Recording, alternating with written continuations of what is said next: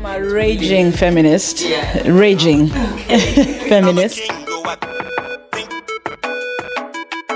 Hi guys, welcome to Africa Web TV. My name is Faye. Today we're having a chat with Silayio, a Kenyan beautiful singer who was also a finalist at the Voice Holland. Hi Silayio and welcome to Africa Web TV. Hey, thanks for having me. Thank you. Can you tell us a bit more about yourself? Whoa, that's a very wide question. It's a very wide net, but I'm a Kenyan singer from Nairobi, and I do a lot of work in Holland, which is how I end up on the Voice of Holland. But what do you want to know? There's a lot to tell about me. The journey. How did you end up at the Voice of Holland if you are from Kenya? Okay, that's an easier question to answer. Well, I've been going back and forth between Holland and Nairobi for a few years. Started in 2010, and just somehow fell in love with the country, with the music part here, and had it fall in love with me because they kept calling me back. Mm-hmm. And so I've done a few tours, spent about 5 months a year since 2010. And while I was doing one of those tours, that was in 2016 with Roel van Velsen, I went to another concert. It's all little connections here and there. I went to another concert with Tainche, and somebody saw me there and asked me if I would like to audition for the Voice of Holland. And I thought, yeah, why not? So that's how I did. Yeah. So how was... It was always one thing led to another. Yeah. It's just a cycle, a snowball effect. Yeah. Okay. So how was it like being part of the Voice Holland? It was amazing. It was intense. It was a learning experience. I learned a lot of things because I've never really interacted with TV at that level. I've never been on a TV show before. Yeah. It's a whole different world. I'm a festival girl and a theater girl. I'm used to, this live interaction and learning how to be a TV person, a TV personality. That was a big learning curve for me, and also the pace of production was. I keep saying it was educational. That's the best. It was educational. I learned a lot about the business. I learned a lot about myself, what I want, what I definitely do not want, and exhausting at times and stressful, of course. But as a whole, just fantastic. I'm very grateful. Wow, that's great. Yeah. And how did it feel to be in the quarterfinals? Yeah, it felt awesome, man. I found out that I'm the first foreign person to get that far at the Voice of Holland, which felt very nice and felt good that, the Dutchies my Dutchies, I call them, my Dutchies, would vote for this Kenyan girl.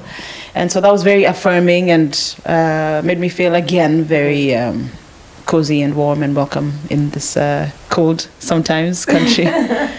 Yeah, but I loved it. Yeah. I exceeded my own expectations, and so I got way further than I thought I would. So I'm very excited. So you had your Dutchies and the whole Kenyan community in the Netherlands was behind you. Yeah, man, it was. Yeah, it's been really special. Yeah, it has. It's been very affirming. Okay. So you mentioned that when you came here, you fell in love with the music scene of the Netherlands. Yeah. How is it different, or how do you compare it with the Kenyan music scene? I wouldn't compare it. Apples and oranges. It's a different culture. It's a different people. Everything has its.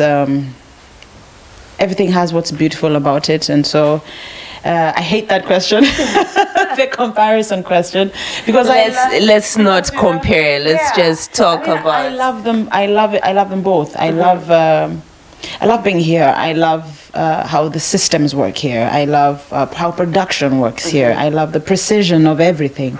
I like how everybody keeps time here. The efficiency. It's really great. It's really awesome. But at home, I love our spontaneity. I love that music and art is not a job. It's life itself. And so there are things that I'm a happy child of both worlds. Yes. Yeah. So are you touring in the Netherlands at the moment? No, at the moment I'm not. At the moment I'm recording. Okay. I'm in the middle of making new music, coming up pretty soon actually. About 2 weeks for single will drop. That's really soon. Really soon, yeah. Then about 2 weeks for a single will drop, and then I'm gonna go back home and promote it there, and then come back and promote it here as well.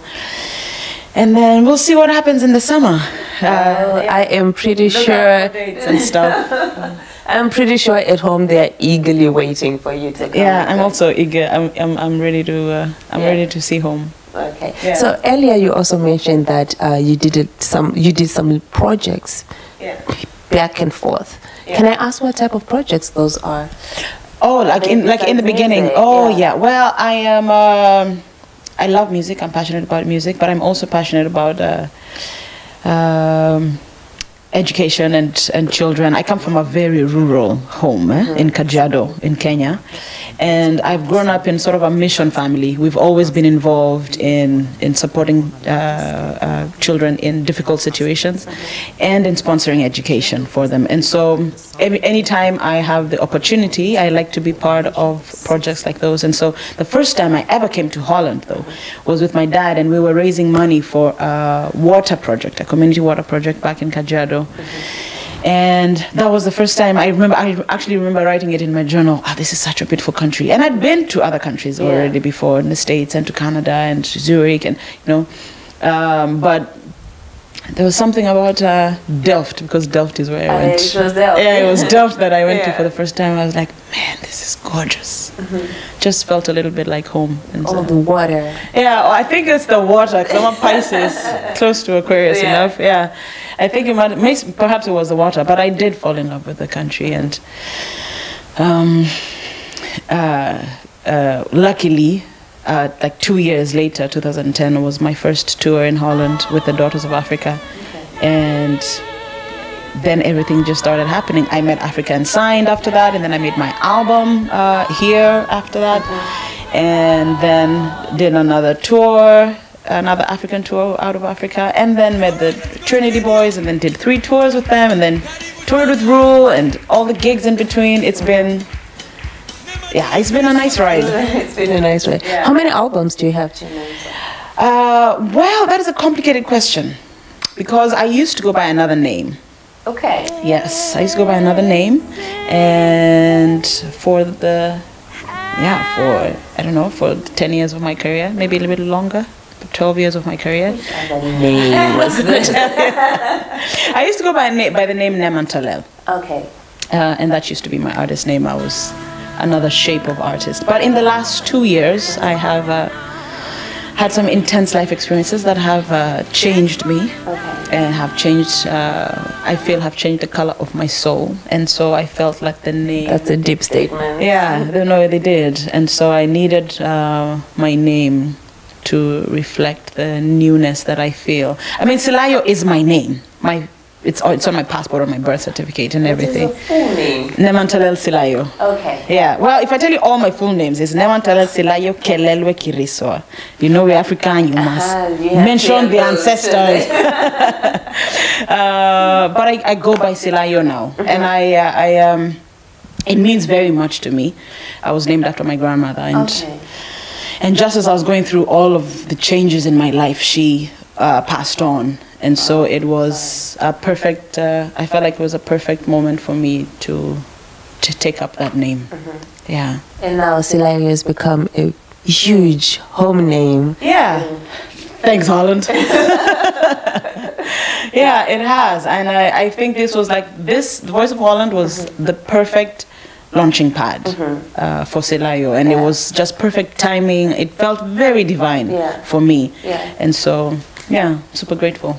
So, since you said this is more like a new chapter as well, are you going to continue with your passion for education? Absolutely. Yes. Everything, my passions cross over. I'm still passionate about caring for children in difficult situations, and make sure they are educated and safe and fed. Yeah, this is it. It's pretty it's pretty simple. My heart's desire. It's both genders. It's not girl empowerment or girls. I know. Education. I am a raging feminist. Yeah. Raging. Okay. Feminist. But it's not. It's for both. Yeah. Yeah. It's for both. I definitely do share my heart with young girls. Often I speak a lot because the challenges are different, being a female, I think, and sisters speak best to sisters, and That's you know true. the boys will take care of the boys. That's true. But I'm looking out for both.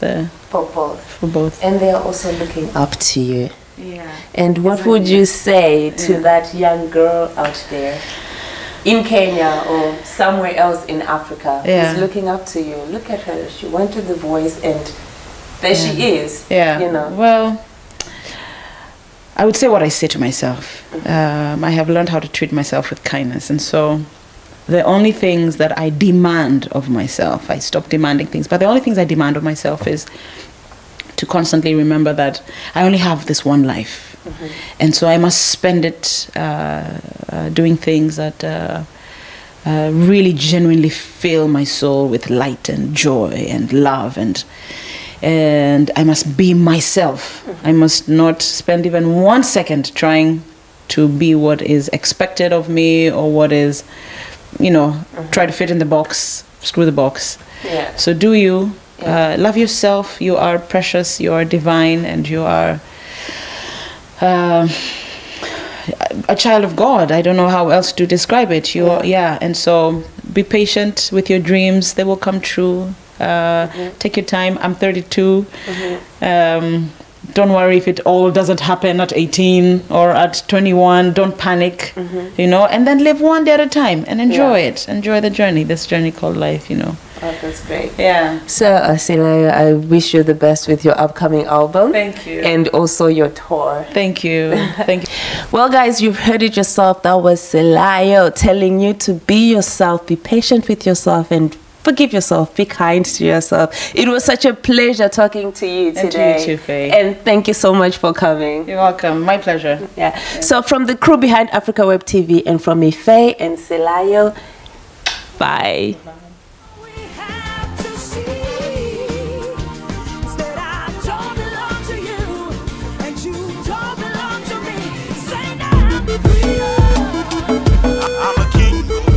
I'm a king, go. I'm a king, go.